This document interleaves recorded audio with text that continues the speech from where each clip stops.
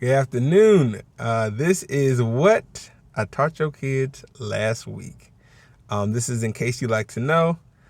Today we're going to be in the book of John, chapter 2. And in chapter 2, it starts off with a wedding. So story time. So Jesus and his mom and his disciples are all at a wedding. And you won't believe this, the wine ran out. And so what I told Kennedy, because Kennedy was the only person in the room at this time, is why do you think Jesus chose as his first miracle to turn water into wine? Not to heal the sick, not to feed the 5,000, not to raise the dead or to die on the cross on the world for our sins. Why did he pick wine when most people say that, Christians shouldn't even drink? And what I told her was that God often cares about the details as well as the big things. And so he's actively involved in those. And so just know that your God cares about the small things that you do and wants to be a part of the things that are bothering you, especially not just the big things, but the small ones as well. So in the story, Mary tells Jesus to go and help with the wine situation. And here's Jesus' response. Jesus' response is this. He says, "What does that have to do with you and me, woman?" And Jesus then asks, my hour has not yet come. Or he says, my hour has not yet come. And then Mary turns to the servants and says to them, do whatever Jesus tells them to do. And so we talked about briefly how Jesus was a normal person and how everything that his mother wanted him to do, he did not necessarily want to do it either. But he quickly realized that what Mary was asking him to do was not from Mary, but it was from God. And so then we talked about how to know when God's talking, because if Jesus had just went on with his first thought, which was, what does this have to do with me? He would have missed a God moment. God was actually speaking to him, because he did later go on and do the miracle, which proves that God was speaking to him, because you can't do miracles without God. And so I said, how many times in your life, kids, has somebody told you to do something and you might have missed God because you didn't do it? And so we talked about how to hear from God. And so this is where I had to wrap up the lesson. And so this is where I'll wrap it up with you guys. The first way that God communicates to us is through the Bible.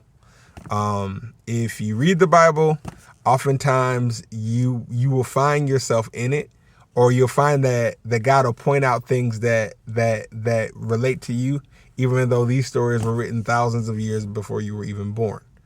So you read the Bible, and then the Bible also helps you to know if something that you're feeling in your heart is actually right, because sometimes you could have feelings, like you'd have feelings for the wrong person.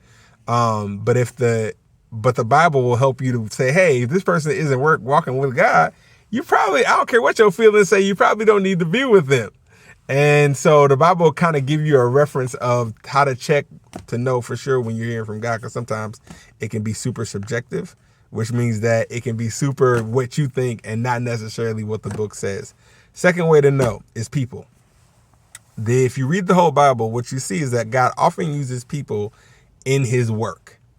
There's always an Abraham, a Moses, an Elijah, a Jesus, a Peter, a Paul, a somebody. And so oftentimes, if you know a person is walking with God and they love God and they say something to you, you should probably respect it.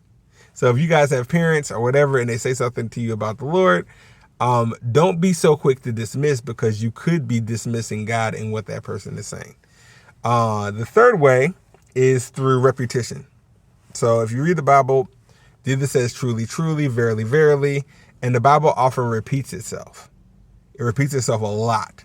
And so what I told the kids was, if you hear something, that if your parents say something and then I say the exact same thing, and then you cut on the radio and they're talking about the same thing, you need to pay attention, because God is trying to get your attention.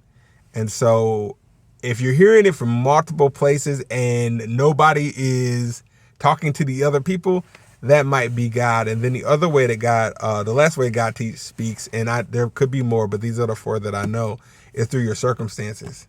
And I wrapped it up with how I got a ticket for not having the seatbelt on. And do I have time? I don't have time to share that story because it's, I'm over 5 minutes, but I'll just be brief. I had gotten into a habit of not getting up early enough to spend time with the Lord and do some of the things that He wanted me to do. And so, but I had, I give blood, and because to make extra ends meet, to get some extra cash.